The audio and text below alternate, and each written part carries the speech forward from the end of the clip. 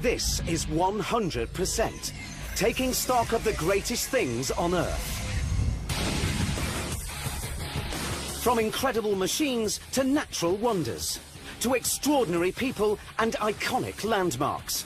We'll count them all to reveal the amazing facts behind the stats. In the next hour, you'll discover everything you'll ever need to know about planes.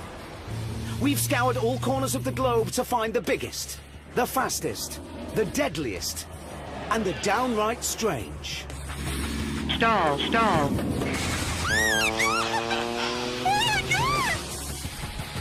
For the first time ever, we'll count and categorize every single one, unearthing the key stats, major facts, and big surprises behind 100% of the world's planes.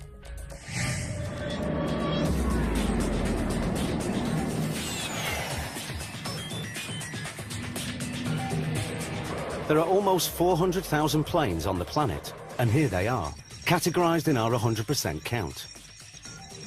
But how does a plane make our 100%?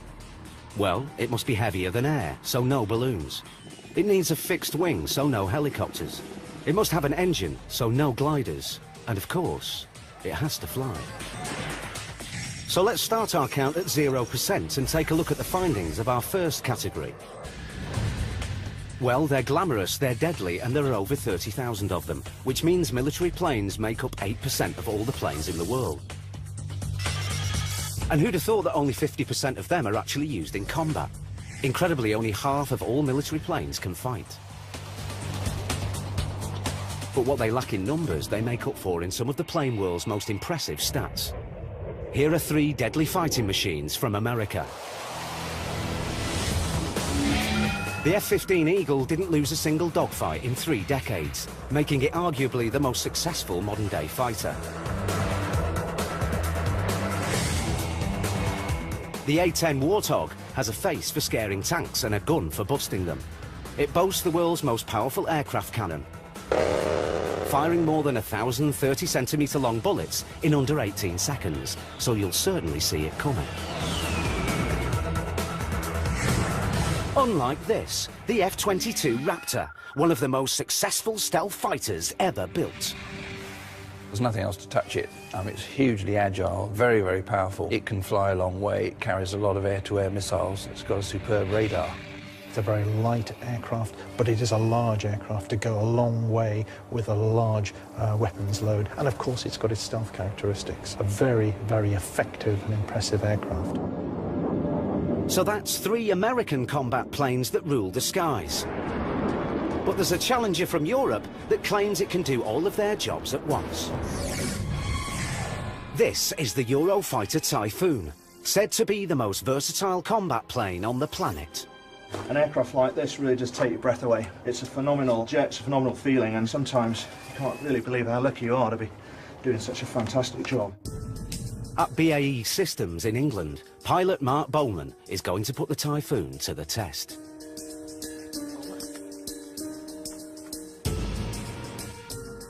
You know, from my perspective, I'm the test pilot here. You know, I have to go and make sure this does what it says on the tin.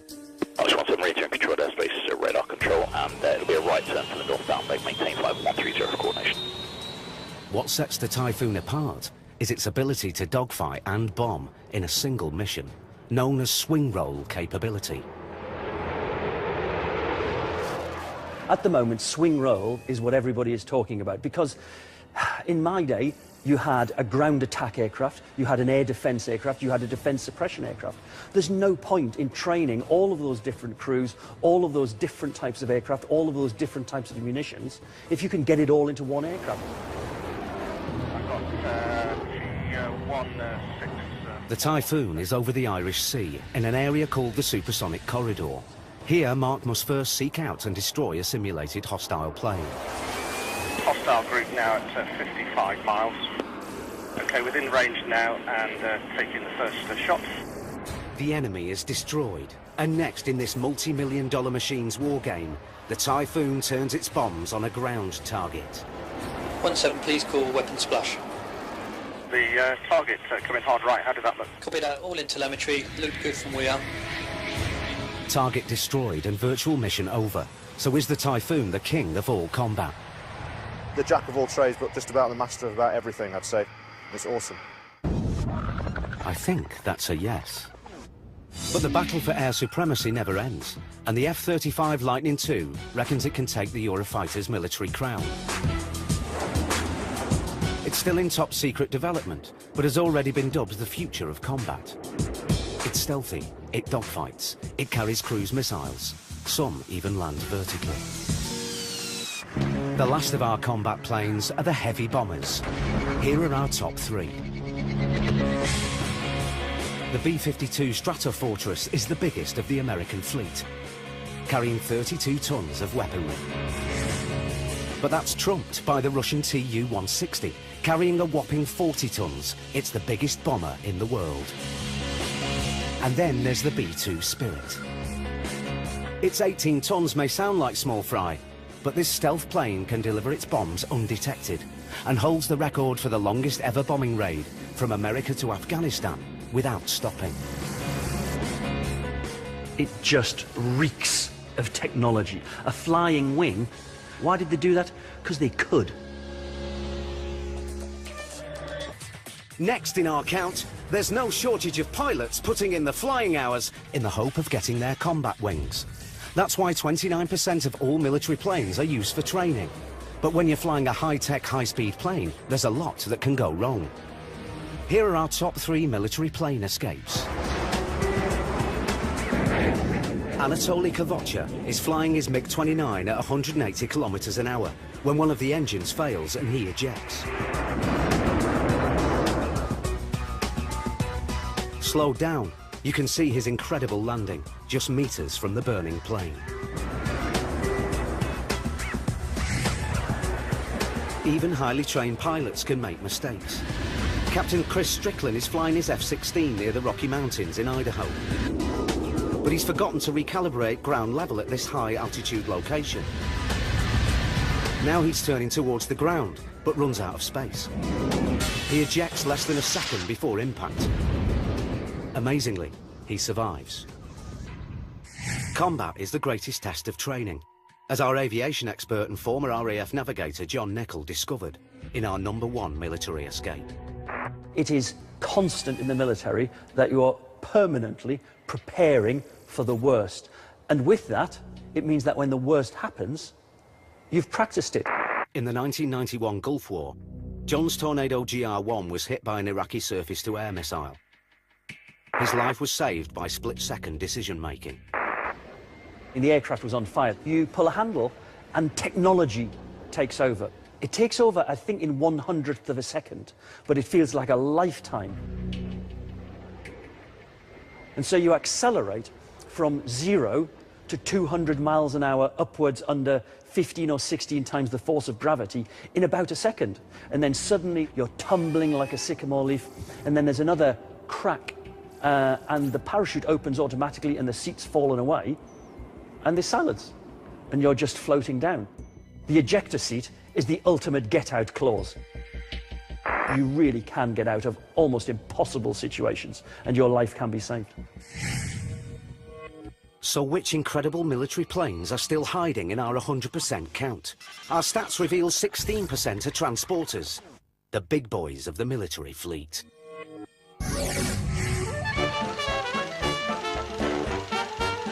One of the first and most famous was the Spruce Goose, a giant wooden plane designed to carry 750 troops in the Second World War. It's still the largest ever flying boat, but became obsolete after its maiden flight, so doesn't make our 100%. This does, though. The Galaxy C5 is a true giant of the military fleet. It can carry 100 tons of armoured vehicles across 3,500 kilometres of skies, thanks to the 200,000 litres of fuel stored in its huge wings. But biggest isn't always best. Because this, the C-130 Hercules, is the most common military transporter in our count. 2,400 have been built to carry troops, cargo, airborne hospitals, or even been converted into fearsome gunships. Can operate from sand, ploughed fields, ice, snow, desert, you know, you name it, almost any flat surface, and it'll be capable of getting in and out. It's claimed there's a Hercules in the air every minute of every day. And the next to fly is in Karlsborg, where the Swedish Army is training its paratroopers by chucking them off the tailgate. At nearly 30 metres long, with a payload of 20 tons, this Hercules is designed to carry 64 airborne troops, fully laden with kit and weapons, to survive behind enemy lines. Today is the first time these soldiers will jump out of a plane. They're in safe hands, though, because this 50-year-old veteran is Europe's longest ever serving C-130. It's a great platform. It's big, it's easy for us jump masters to work in it, and it's easy exiting as a jumper. The jump site is 3 kilometers away. It's the pilot's job to keep this 34-ton plane steady, just 200 meters above the ground. Those pilots up the front are incredibly skillful at keeping the Hercules down low to the ground, away from the danger zones, using the ground for protection. But that means that for those of us down the back, it was a damned unpleasant experience. Many an unhappy hour have I spent filling up the RAF sick bags in the back of a Hercules. The recruits are approaching the drop zone.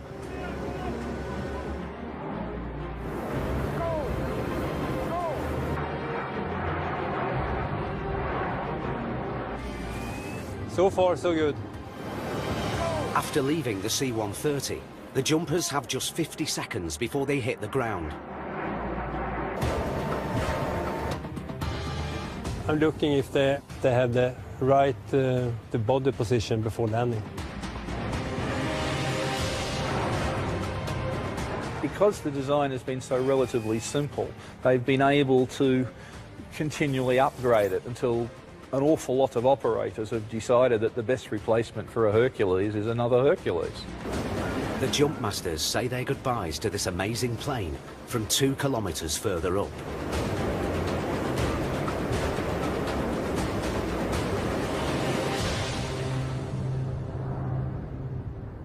C-130 is our best friend, so it's perfect. So what are the last few military planes in our 100%? Some are so secret, they're almost impossible to count. But we have. The last 5% of military planes are used for special ops. The Blackbird SR-71 was designed for long-range reconnaissance at speeds of almost 3,500 kilometers an hour, making it the world's fastest jet plane. But it's now retired, so it doesn't make our 100%. But here's another decades-old design that does make the count. The U-2 spy plane gathers intelligence from the edge of space. 21 kilometers up, it's the highest flying single-engine special ops plane. But coming down to Earth is tricky. With giant wings that are prone to flap around, the U-2 is regarded as the world's toughest plane to land. A second pilot has to help guide the plane down from a chase car. So that's military planes, 8% of our global fleet. Next on 100%, something we could have never predicted. 67% of all the planes in the world are flown for recreation. The stats reveal it's the biggest category, and a whopping 64% of them are used purely for fun. They come in all shapes and sizes and are owned by amateur flyers and performers alike. And here are 3 of our favourites. The single-engine Cessna 210 is a plane with many uses. This particular one is helping 22-year-old Carlo Schmidt from Switzerland to become the youngest pilot to fly solo around the globe in just 80 days. Flying for me is the biggest passion I have. I was always dreaming about flying, and now I realize my dream to fly around the world, and it's just fantastic. Not your idea of fun? How about this then? When the pilots of the South Korean Air Force aren't flying military missions, they get their kicks in these T-50 Golden Eagles. These 8 planes were originally built as supersonic military trainers, but now they allow these elite pilots to show off their flying skills and make our count as fun planes. And here are 4 planes that have captivated millions of people. Almost 10,000 of these Boeing Stearman 75s were built in the 1930s and 40s. Their supercharged engines compensate for the drag caused by the wing walkers, making them the perfect plane for this unusual job. Back to the count, and a further 8% of all recreational planes are used for training. And proving that training doesn't have to be boring, it's the Pitts Special S2C, the most decorated aerobatic plane in the world. Mike Rocket Blackstone has been flying in stunt planes since the age of 8. Today, he's going to teach first-time stunt flyer Merrick Manor how to pull off 2 maneuvers. You ready to do it? Ready. You go out there, we're going to go straight up, pull G's, do torque rolls, tail slides, fly inverted. You name it, this plane will do it. As of right now, it feels okay. Hopefully, once we get those G's rolling, I won't be having to use a sick bag over here. I hope not.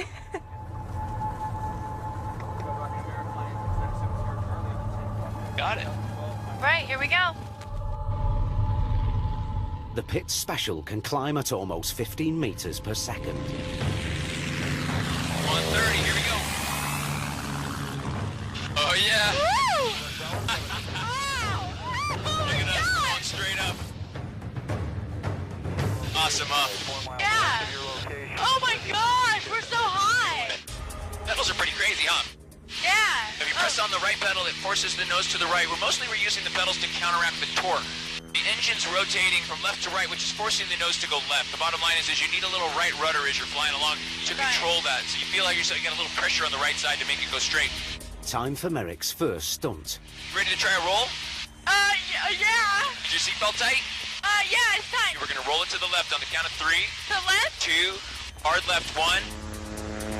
With a top speed of more than 300 kilometers an hour, the Pitts Special can roll at 360 degrees per second. That's a roll. What'd you think? Oh my God! It's so cool, right? Yeah! Awesome. Ready for a loop?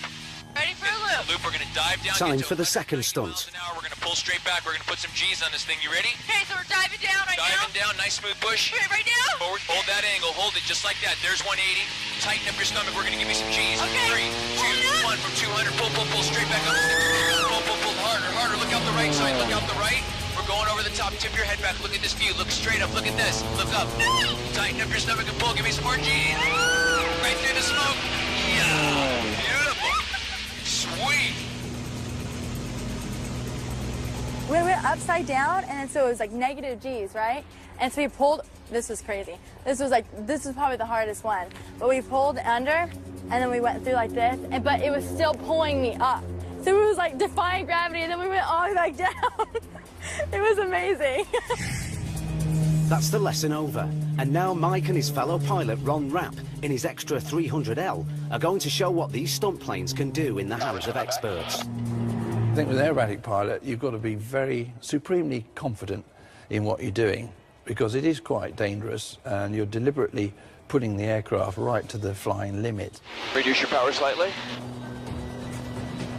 The nearest thing you could really look at that is roller coasters. I mean, that's what it's like, except that rather than being on rails, you are in charge of where you're going. And of course, you've got to think in 3D.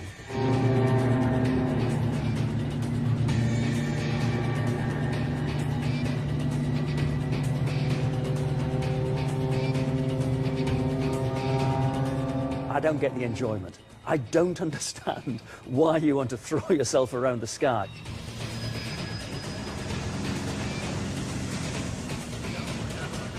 I admire their skills, but you wouldn't really catch me doing it as a hobby.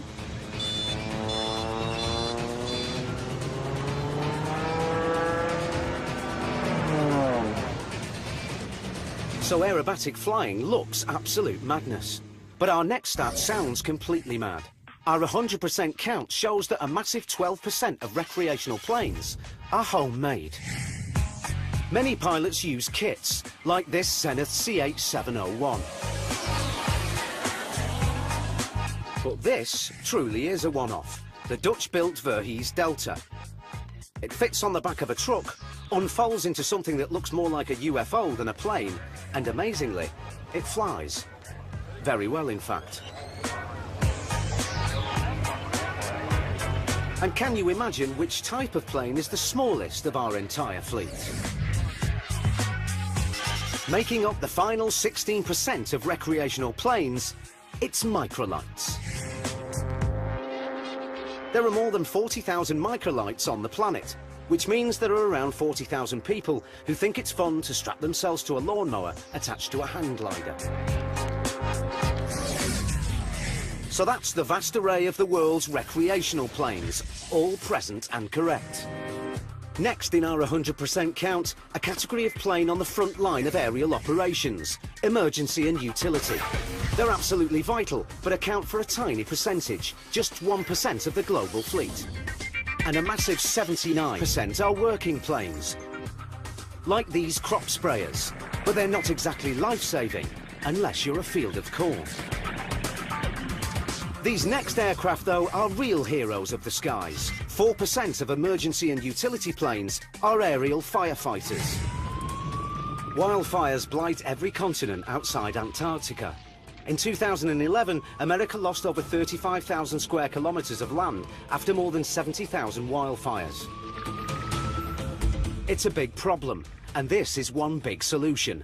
A DC-10 specially converted to carry 45,000 litres of fire suppressant to dump over some of the biggest blazes on the planet.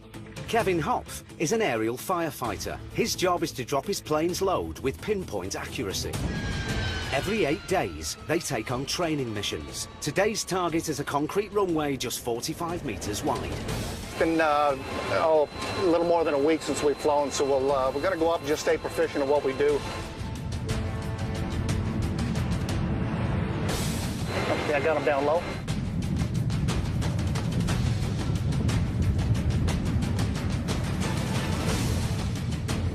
The flaps 35, set speed 150.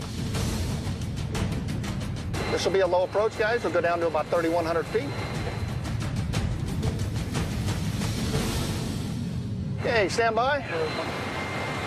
Pre-drop checklist complete.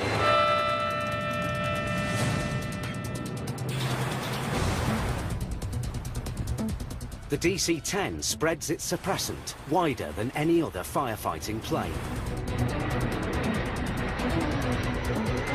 And Kevin hits the target dead center.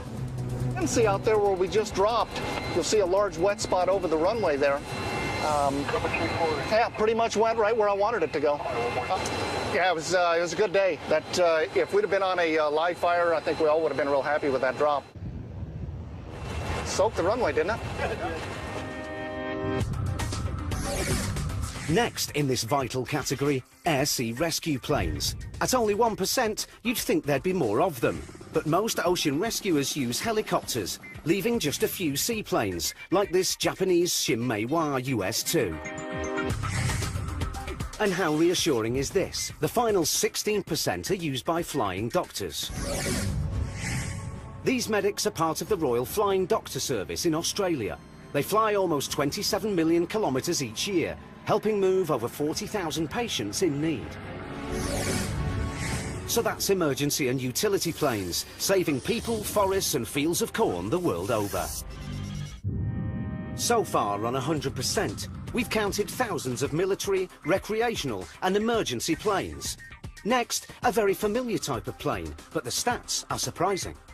Since the 50s, we've enjoyed an ever-increasing love affair with passenger planes. So much so, there are now 80,000 of them in our count. But that's still only 21% of all the world's planes. But the real revelation, most of them are executive planes, making up 62% of the passenger fleet. For those of us without private jets, it's reassuring to discover that many executives travel on small prop planes, like this Beechcraft Super King Air. But the top end of the market is dominated by lavish jets. This is how the super wealthy fly. You know, what they expect is pretty much what they demand on the ground, and that is literally to have basically every whim catered for. And they can do that because we are talking about some of the most powerful and recognizable people in the whole planet. Business tycoons, CEOs, performers, athletes, celebrities, pop culture icons, when they get in the air in a private jet, they don't want to have any worries. these charter services are in business to cater to their every whim.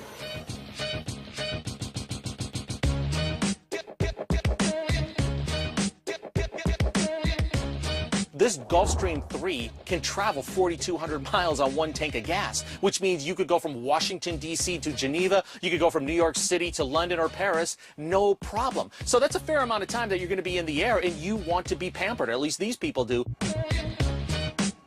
I mean, it really would blow your mind to see the level of opulence that's inside. If you wanted to purchase one of these in American dollars, you're looking at minimum $30 million.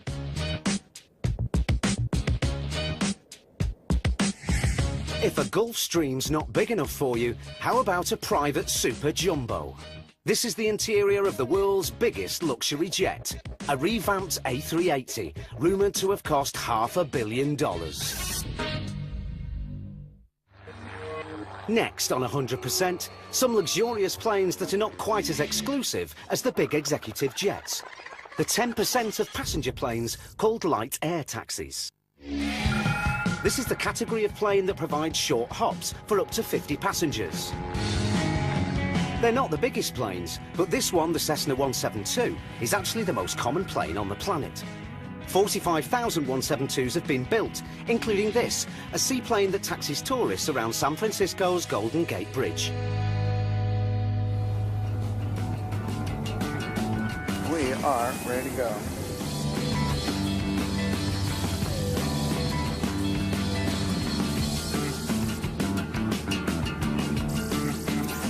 It's a very versatile airplane.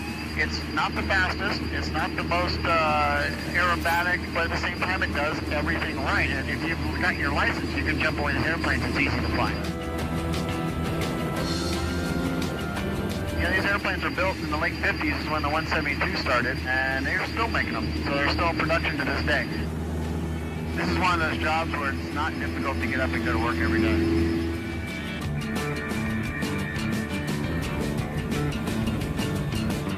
And we're back on the water.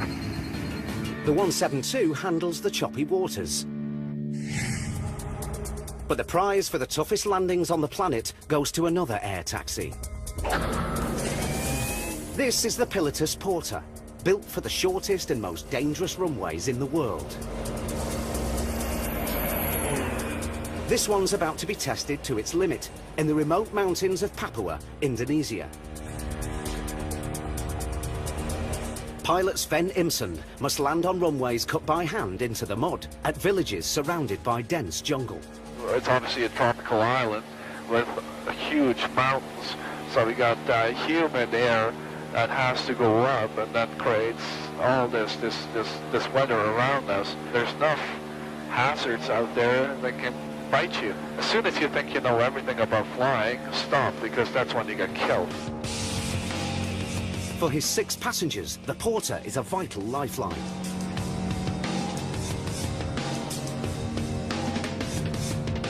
But in recent years, pilots and passengers have been killed in plane crashes here.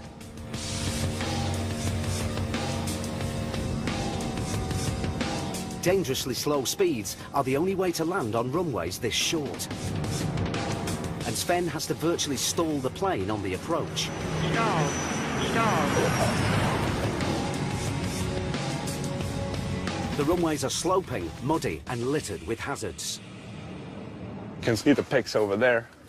Well, there is no way we can go around, so we just plow through them. That's the only option we have, either them or us. So far I killed about 5 pigs with the Porter. It's Sven's final mission of the day. A villager needs medical attention fast.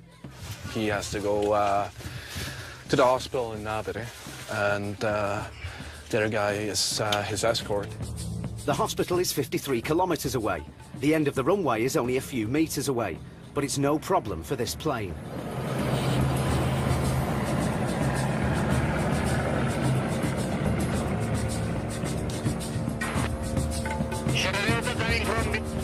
Be talking to tower requesting ambulance at the field, so we don't lose any time.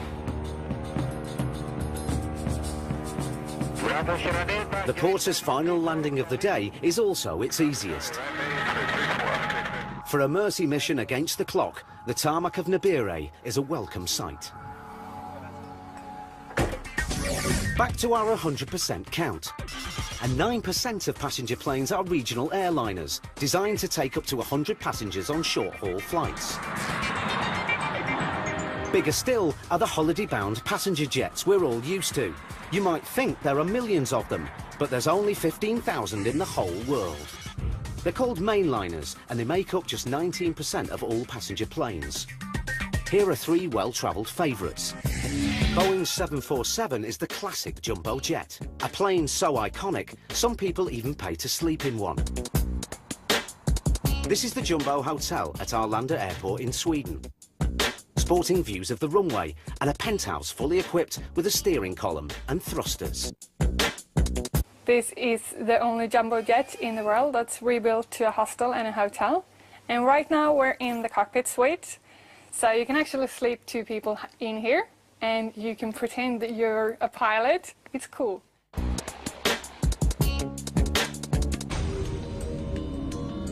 The Jumbo is no longer the biggest. That accolade goes to the Airbus A380.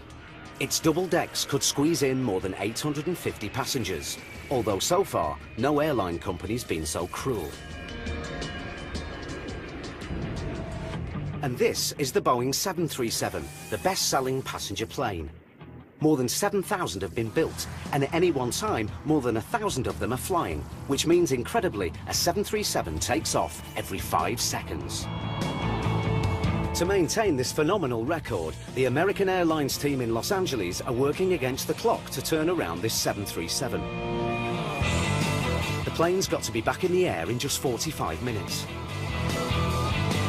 And we've all grumbled about airline food, but spare a thought for these staff who somehow manage to cook and restock 25 million meals for this airline every year. And as for jet fuel, in 2011, its planes went through more than 12.5 billion litres of the stuff. Now these at 1:36, so I have until then. So not very long. This thing's late. I have a half an hour.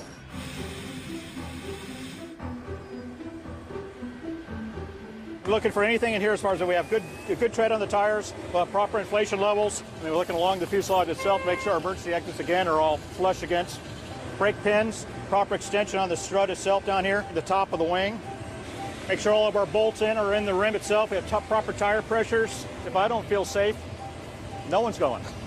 So basically, safety is of the utmost importance. The airline also processes 250,000 bags every day. We load up the bags, and then we have to take it to the inbound bag room. As fast as is safe, that's pretty much the rule of thumb. Safety first. We're the best, we're LA, what do you expect? And this is just one of American Airlines' 3,500 daily flights. And this 737, just one of almost 900 planes. The people that are here now have been here a long time. So pretty much everybody knows their job. You don't have to stay on top of everybody to hound everybody to get their job done. When we come out to the airplane, we're pretty much just concerned with getting our job done and getting the plane out.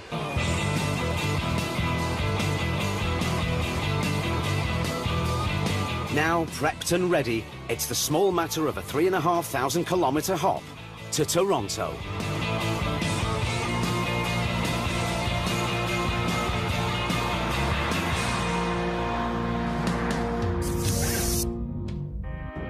Next on 100%, some comforting stats for anyone travelling on a passenger plane. If you're worried about being caught in a catastrophic accident, don't. Latest figures suggest you're almost 2,000 times more likely to die on the road than in a plane. The simple statistics are that for all of the hundreds and hundreds of millions of passenger flights that are taken, the chances of being involved in any sort of incident at all are infinitesimally small. And even if you are involved in an incident, the chances of being hurt or, God forbid, of dying are almost negligible. You've got more chance of being killed going to the airport than on your flight to go on holiday. And even if you do crash, you might be as lucky as this next bunch of travellers, because here are our top 3 most incredible landings, where every passenger survived. This 777 sports the most powerful jet engine of all airliners. But that didn't help when BA Flight 38 crash-landed just short of London Heathrow's runway. With problems lowering its wheels, this 767 had no choice but to crash-land at Warsaw Airport, with not a single injury. But the #1 spot goes to US Airways Flight 1549.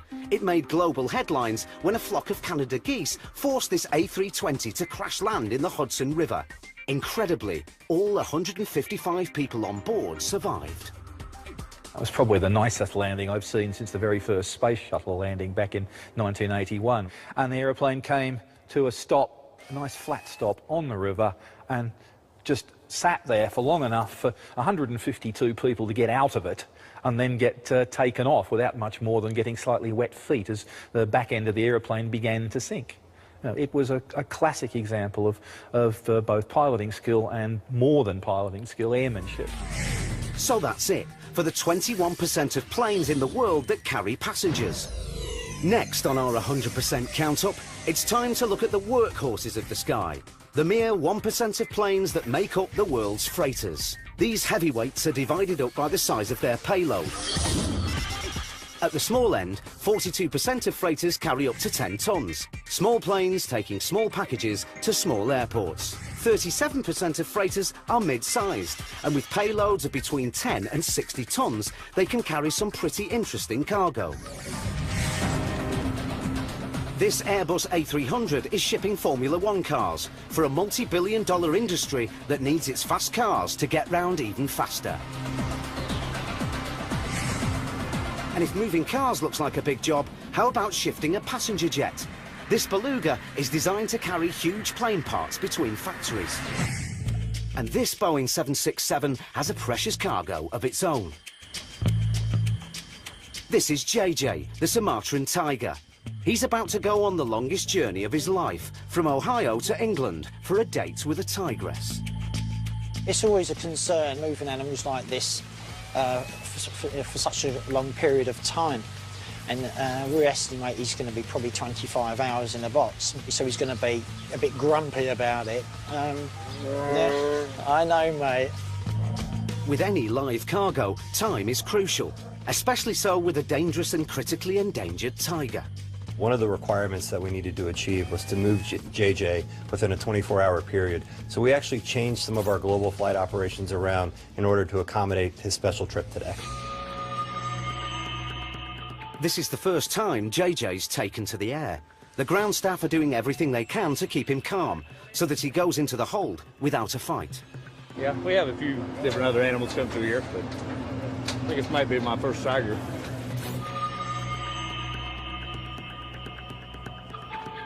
Still can't believe how relaxed he is. And he's great. And you know what? I think when we get back to London tomorrow night, I wouldn't be surprised if we have to poke him to wake him up. And with JJ safely stowed away in the 767, it's just another 6,000 kilometres before he can enjoy his date. The final freighters in our count are the real heavy loaders, because 21% of cargo planes can carry payloads of more than 60 tons. Competing for top dog in this category are 3 planes. The Boeing 747 freighter is the most common of all heavy freight planes. This one's got space for an army of delicate terracotta warriors from the 3rd century BC. The Dreamlifter boasts the world's largest hold. It has a cargo space of nearly 2 million litres and is used to carry the parts of the new Boeing 787 all around the world. But in a class of plane where weight trumps all else, there can be only one winner. This is the Antonov 225. And in our 100% count, it's the world's biggest plane, the world's heaviest plane, and it's carried the greatest payload ever. Only one was ever completed. It was designed to carry the Russian spacecraft, Buran Orbiter. Nowadays it settles for massive tanks and trucks. The 225 is a special case. There's actually only one of them. It's just so impressive by the way they've designed the aircraft for very large loads, huge mass that it can carry. It's so big, it's absolutely massive. It even has its own built-in cranes. And when they've run out of power, they've just added more engines. So the Antonov concludes the 1% of all planes that make up the world's freighters. We've got just one category left to go in our 100% count of all the world's planes. What could be left, and where could they take us? The last aircraft in our 100% count include the world's most technologically advanced planes. The final 2% is science and tech. The bulk of this category, 96%, is dominated by aerial observation craft. These are the planes that chart terrain or monitor weather. And this P-3 Orion flies through some of the world's most extreme weather as a hurricane hunter. Its crew fly it directly into winds over 240 kilometers an hour. Then they release probes into the storm to collect data. Strengthened for danger, this sturdy plane has been successfully tackling hurricanes for nearly 40 years. Next are the 2% of science and tech planes classed as test beds. These are the planes that try out new aviation technology. Like this Jetstream 31, used to test software that one day could allow ordinary planes to fly completely unmanned. And some of the most cutting-edge aviation tech is top secret. The final 2% of our final category is the prototypes, the planes that could change the face of flying forever. This is the Solar Impulse from Switzerland. It can fly across continents and never needs refueling because it's solar-powered. In 2012, it set the record for the longest solar-powered flight when it flew 6,000 kilometers from Europe to Africa and back again. This Ariane supersonic business jet certainly isn't as fuel efficient, but it's claimed it'll travel much faster than the Solar Impulse. It's still in development, so hasn't quite made our 100% count yet. One day it hopes to be the world's fastest executive jet, with speeds of 2,000 kilometers an hour and an equally impressive price tag of $80 million. Or what about a future plane that's been on the drawing board for half a century? The flying car was a 1950s dream. It was hoped that this would be the future of personal travel. 50 years later, this, the Terrafugia Transition, is one of the first genuinely viable flying cars, because owning a separate plane and car is so last century. I think the ability to fly around in a truly personal way has always been a dream. It sounds fantastic. We'd all love to do it. I'd really like it. You know, I'm like many people, it's the year 2000, where's my flying car? We've got a vast majority of people who can't drive their own cars properly on the road, and here we are talking about giving them an aeroplane. It's a great idea, and of course it's something that lots of us would like to be able to do, because you could drive out of the garage and just line yourself up with the road and take off and then go and land somewhere at a friend's house. I cannot see in our lifetime that becoming the normality for people to jump in their car, to go at the end of their drive, take off and fly to work. That's not going to happen, or if it is, I'm not going to be doing it. And here's the last plane to stake a claim for inclusion in our 100%, the Boeing X-51 Wave Rider. It uses a futuristic engine called a scramjet and is designed to travel at over 6,000 kilometers an hour. It sounds like pure science fiction, but on the 26th of May 2010, it flew at 5 times the speed of sound, achieving the record for the longest ever hypersonic flight. Okay, it only lasted 200 seconds before falling out of the sky, but we're counting it because it's so cool. So with science and tech, we've accounted for all the planes on the planet. The incredible, the powerful, the fun, and the truly futuristic. Now we know how many there are, where they are, and what they do. We know 100%.